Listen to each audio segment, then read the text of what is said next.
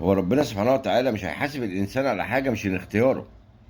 يعني انت مالكش الاختيار في الحاجات الدنيويه، اهلك، اخواتك، قرايبك، جيرانك، سكنك، شغلك. الحاجات الدنيويه كلها، رزقك، الكلام ده كله انت مش محاسب عليه لان مش بتاعك، انت مخير فيه. لكن في الدين بقى ربنا خلاك مسير. ونفس وما سواها فألهمها فجورها وتقواها. الاتنين جواك، انت اللي بتختار. اوعى تفكر ان ربنا سبحانه وتعالى بيظلمك وبيخليك ما تصليش او بيخليك ما تصومش. لا، ده اختيارك انت.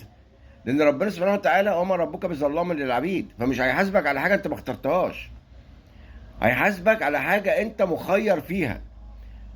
فالعباده بتاعت ربنا انت مخير فيها، وانت اللي بتعملها بنفسك او انت ما بتعملهاش، برضو ده نفسك اللي بتمليك كده.